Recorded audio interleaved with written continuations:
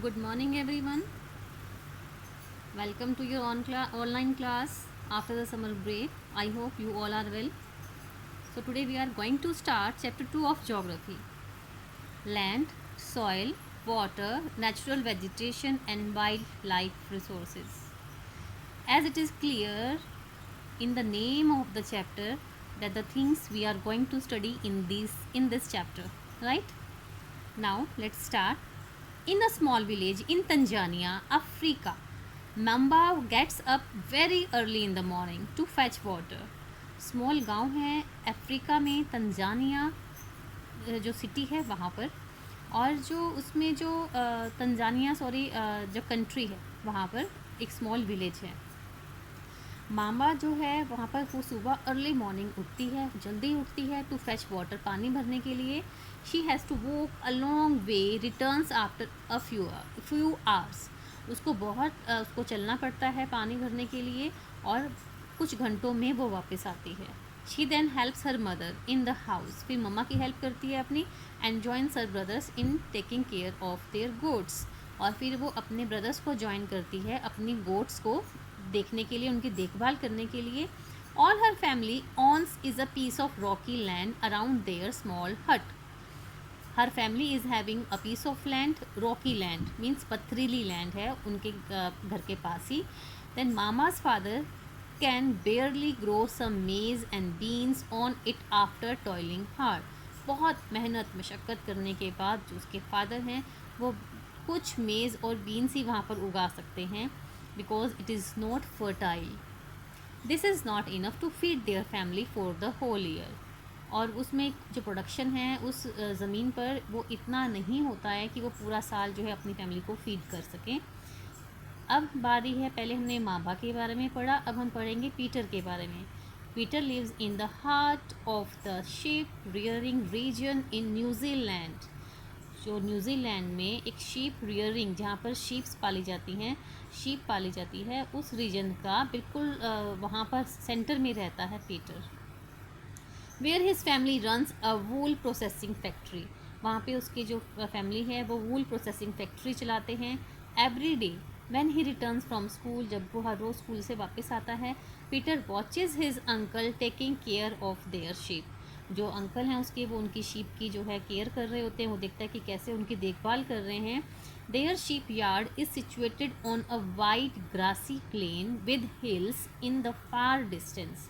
और जो उनका शीप यार्ड है जहाँ पर वो अपने शीप को रखते हैं, वो कहाँ पर है? बहुत बड़ा ग्रासी प्लेन है, घास है सब तरफ, पहाड़ियाँ हैं दूर दूर। It is manage in a scientific way using the latest technology. और इस जो फॉर्म को, जो शीप का उनका यार्ड है, उसको बड़े ही साइंटिफिक वे से उन्होंने मैनेज किया हुआ है, लेटेस्ट टेक्नोलॉजी को यूज़ करते हुए। Peter's family also grows vegetables through organic farming. Organic farming क्या होती है? इज़ अ फार्मिंग जिसमें कि हम लोग कोई भी पेस्टिसाइड्स, केमिकल्स यूज़ नहीं करते हैं, इवन फर्टिलाइज़र्स भी यूज़ नहीं करते, मैन्योर यूज़ करते हैं। ठीक है। Mamba and Peter stay in two different parts of the world. ये जो दोनों बच्चे हैं ये वर्ल्ड के 2 अलग अलग पार्ट्स में रहते हैं, and lead very different lifes. उनका लाइफस्टाइल भी बिल्कुल डिफरेंट है। दिस डिफरेंस इज़ बिकॉज, किस लिए ये difference? Because of the differences in the quality of land. जहाँ माम्बा रह रही है वहाँ पे जो लैंड है दैट इज़ रॉकी, पथरीली है, फर्टाइल नहीं है। तो वहाँ पे जो डिफरेंस क्या है? लैंड की क्वालिटी का, सॉइल की क्वालिटी का, वाटर का, नेचुरल वेजिटेशन का, एनिमल्स का, and the usage of technology का। जहाँ माम्बा रह रही है वहाँ की लैंड फर्टाइल नहीं है, रोकी है, तो सॉइल फर्टाइल नहीं है, तो क्रॉप्स नहीं हो सकती हैं। वाटर भरने के लिए, पानी फैच करने के लिए उसको बहुत दूर तक जाना पड़ता है। नेचुरल वेजिटेशन जो है वो ना के बराबर है। एनिमल्स वो अपने रियर नहीं कर सकते हैं, बिकॉज एनिमल्स को रियर करने के लिए दो also no need pasture and water. तो लैंड रोकी है तो घास कहाँ उगेगी? वो तो एनिमल्स भी नहीं वो रियर कर सकते हैं। And the usage of technology, और टेक्नोलॉजी का यूसेज भी कंपैरेटिवली पीटर के न्यूजीलैंड के कंपैरेटिवली वो लोग वहाँ पर टेक्नोलॉजी का यूज़ भी नहीं किया जाता है। The availability of such resources is the main reason places differ from each other. तो जो ये रिसोर्सेज हैं हमारे, land, soil, water, natural vegetation and wild life resources, ये सब एक जगह से दूसरी जगह पर अलग अलग होते हैं, डिफरेंट होते हैं, वेरी करते हैं। ठीक है। Do you know 90% of the world population occupies only 30% of land area. जो 90% जो वर्ल्ड की पॉपुलेशन है वो पूरे अर्थ के 30% लैंड पर रह रही है, and the remaining 70% of the land is either sparsely populated और अनइनहैबिटेटेड। जो बाकी बची हुई लैंड है वहाँ पर या तो पॉपुलेशन बहुत कम है या फिर अनइनहैबिटेटेड है, वहाँ पे कोई नहीं रहता। सबसे पहले हमारे पास था लैंड, तो हम लैंड के बारे में पढ़ेंगे। Land is among the most important natural resource, बहुत इंपॉर्टेंट नेचुरल रिसोर्स है। It covers only about 30% of the total area of the earth surface, and all parts of this small percentage are not habitable. Habitable means जो earth के सभी parts पे जो है population नहीं है।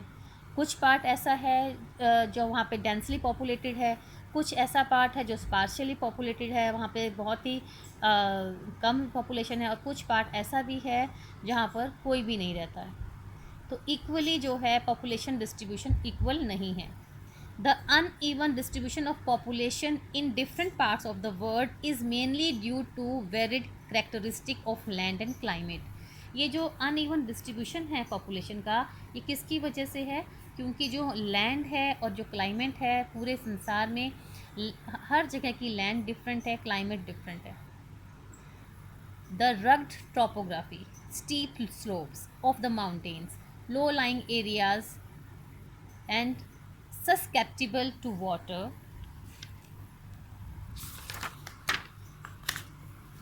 waterlogging, desert areas, thick forested areas are normally sparsely populated and uninhabited। तो कौन सा एरिया है जहाँ पर की पॉपुलेशन बहुत कम है या है ही नहीं? वो होते हैं एरिया जैसे रग्ड टोपोग्राफी है, जिसकी जो लैंड है हमारी प्लेन नहीं है, स्टीप स्लोप्स हैं। ठीक है, जो स्लोप है, स्टीप है, माउंटेन एरिया हो गया, लो लाइंग एरियाज़ हो गए जहाँ पर कि पानी इकट्ठा हो जाता है, वहाँ पे बाढ़ आने के चांसेस हो जाते हैं ज़्यादा, वहाँ पे भी जो है पॉपुलेशन कम मिलेंगी। डेजर्ट एरिया में पॉपुलेशन कम मिलेंगी। थिक फॉरेस्टेड एरियाज़ में भी पॉपुलेशन कम मिलेंगी या फिर वहाँ पर कोई भी नहीं होगा। तो पॉपुलेशन कहाँ होगी? डेंसली पॉपुलेटेड एरिया कौन सा होगा? वो होगा plains and the river valleys. Why? Because they offer suitable land for agriculture, क्योंकि वहाँ पे एग्रीकल्चर के लिए उन्हें सुटेबल लैंड मिल जाती है। Hence these are the densely populated areas of the world. इसलिए जो प्लेन्स एंड रिवर वैलीज हैं ये वर्ल्ड के डेंसली पॉपुलेटेड एरियाज में काउंट किए जाते हैं। Now land use. Land is used for different purposes. अलग अलग काम के लिए लैंड को यूज़ किया जाता है। कैसे? Such as agriculture, forestry, mining, building houses, roads and setting up of industries. This is commonly termed as land use. इसे कहते हैं land use, right? Can you list out the different ways in which Mambas and Peter's family use their land? आपने देखा कि mamba के जो parents हैं उनके पास रॉकी लैंड है, फर्टाइल नहीं है। आफ्टर टॉयलिंग सो हार्ड उनके पास साल भर का खाने का भी इकट्ठा नहीं हो पाता। और जो पीटर के पास लैंड है, पीटर की फैमिली के पास जो लैंड है दैट इज़ ग्रासी। तो वहाँ पर उनको अपने एनिमल्स के लिए, शीप के लिए शीप यार्ड बनाया हुआ है, because they are having plenty of grass to feed the sheep. और शीप से उनकी जो है फूड प्रोसेसिंग फैक्ट्री भी चलती है।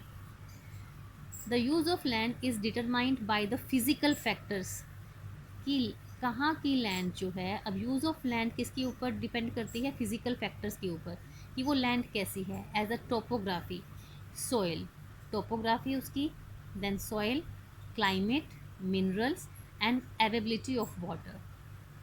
जहाँ की जो लैंड है अगर प्लेन एरिया है तो वो ज़्यादा यूज़ किया जाएगा। सॉइल फर्टाइल है, एग्रीकल्चर में यूज़ होगा। क्लाइमेट अच्छा रहता है वहाँ का। मिनरल्स, वहाँ पे लैंड में मिनरल्स हैं या फिर पानी की अच्छी अवेलेबिलिटी है तो वहाँ पे लैंड का यूज़ बहुत ज़्यादा होता है। Human factors such as population and technology are also important determinants of land use patterns. और इसके इन सब के अलावा जो ह्यूमन फैक्टर्स हैं जैसे पॉपुलेशन एंड टेक्नोलॉजी, ये भी लैंड यूज़ पैटर्न के इम्पॉर्टेंट डिटर्मिनेंट्स हैं कि जहाँ जो डेंसली पॉपुलेशन होगा एरिया, वहाँ पर लैंड को ज़्यादा यूज़ किया जाएगा, अच्छे से यूज़ किया जाएगा। It depends upon the land कि लैंड अगर कहाँ किसी कंट्री में एग्रीकल्चर में लैंड ज़्यादा यूज़ की जाती है, किसी कंट्री में पास्चर के लिए लैंड ज़्यादा यूज़ की जाती है, किसी कंट्री में फॉरेस्ट जो है लैंड ज़्यादा है, और किसी कंट्रीज़ में industries and factory and other use के लिए लैंड को यूज़ किया जाता है। So they are different uses of lands. See table 2.1, इसमें आपके पास जो है कंट्रीज़ दी हुई हैं, then percentage of area in cropland, pasture, forest and other use. और अगर हम इसको स्टडी करें तो आपका फर्स्ट क्वेश्चन बनता है, name the countries having the highest percentage of land under cropland, forest, pasture and other uses. So cropland में इंडिया जो है सबसे हाईएस्ट परसेंटेज है इंडिया की जो लैंड यूज़ करने का, और पास्चर में देन अभी come Australia 56% of land in Australia is used as pasture, and in forest 67% of land is forest in Japan. Then other use like industries and other things, then that is Canada. There 52% of land is used for other use, right? So land can be also classified on the basis of ownership. अब land को हमने classify किया है ownership के base पर। इसमें बहुत सारे छोटे छोटे इंटरनल्स बनते हैं। अगर आप इस चैप्टर को बहुत अच्छे से समझेंगे तो आपको कोई प्रॉब्लम नहीं आएगी। अगर जैसे आपको मैंने ये पूछ लिया कि ऑनरशिप के बेस पे आप लैंड को क्लासीफाई करो, then there is private land and community land. Private land is owned by individuals. जो प्राइवेट लैंड होती है वो किसकी होती है? इंडिविजुअल्स की होती है। वेयर एज जो कम्युनिटी लैंड होती है इज़ ओन्ड बाय कम्युनिटी और common uses like collection of fodder, fruits, nuts and medicinal herbs. These community lands are also called common property resources. It can be asked from you कि other name of community land. The answer will be common property resources. तो जो private land होती है वो individually owned होती है, और जो कम्युनिटी लैंड होती है वो सबकी इकट्ठी लैंड होती है, सबकी मतलब वहाँ पे रहने वाली कम्युनिटी की इकट्ठी लैंड होती है। वहाँ पर जो है कलेक्शन ऑफ फॉडर की पशुओं के लिए, उनके एनिमल्स के लिए चारा मिलता है, fruits, nuts and medicinal plants भी वहाँ पर होते हैं। तो वो लोग मिलजुल कर उस लैंड को यूज़ करते हैं, किसको? कम्युनिटी लैंड को। ठीक है। People and their demands are ever growing. हम सबको मालूम है लोग, पॉपुलेशन भी हमारी बढ़ रही है, उनकी डिमांड भी बढ़ रही है, but the availability of land is limited. Land तो नहीं बढ़ रही ना, वो तो लिमिटेड ही है। The quality of land also differs from place to place. ये भी हमें अच्छे से मालूम है कि लैंड क्वालिटी जो है प्लेस टू प्लेस डिफ़र है। कहीं पर माउंटेन्स हैं, कहीं हिल है, कहीं प्लेन है, तो it is different from place to place. People started encroaching the common lands to build up commercial areas, housing complexes in the urban areas. अब जो लोगों ने क्या करना शुरू किया है, जो कॉमन लैंड है उसको कमर्शियल एरियाज़ बनाना शुरू कर दिया उन्होंने, हाउसिंग कॉम्प्लेक्सेस बनाना शुरू कर दिए। कहाँ पर? अर्बन एरियाज़ में, शहरों में। And to expand the agriculture land, और अगर उन्होंने एग्रीकल्चरल लैंड को एक्सपेंड करना है उसमें रूरल एरिया में, तो तब भी उन्होंने जो है जो कॉमन लैंड है उनको यूज़ करना शुरू कर दिया है। Today the vast changes in the land use pattern also reflect the cultural changes in society. आज जो है लैंड यूज़ पैटर्न में जो चेंजेस आ रहे हैं उसमें जो सोसाइटी वो रिफ्लेक्ट करता है कि सोसाइटी में कल्चरल चेंजेस भी आ रहे हैं। Land degradation, landslides, soil erosion, desertification are the major threats to the environment because of the expansion of agriculture and construction activities. Agriculture और कंस्ट्रक्शन एक्टिविटीज़ के एक्सपेंड होने से इतनी सारी प्रॉब्लम्स आ रही हैं। क्या क्या हैं? That can be your internal. Name some major threats to environment because of the expansion of agriculture and construction activities. क्या क्या खतरा है एनवायरनमेंट को? फर्स्ट, लैंड डिग्रेडेशन, जो लैंड की क्वालिटी है वो डिग्रेड हो रही है, लैंडस्लाइड्स हो रहे हैं, सॉइल इरोजन हो रहा है, और डेजर्टिफिकेशन हो रहा है। डेजर्टिफिकेशन क्या हो रहा है कि लैंड जो है डेजर्ट में कन्वर्ट होती जा रही है। सी, talk to someone elderly person in your family or your neighborhood and collect information about the changes in the land use. आपके दादा आपकी दादी आपको बहुत अच्छे से बता सकते हैं इस बारे में। over the years, in the place where you live, display your finding on a bulletin board in your classroom. You can ask your grandparents about the change in the land use pattern. So this is enough for today. I hope आपको अच्छे से समझ में आ गया होगा। If there is any problem you can call me any time. Till then good bye.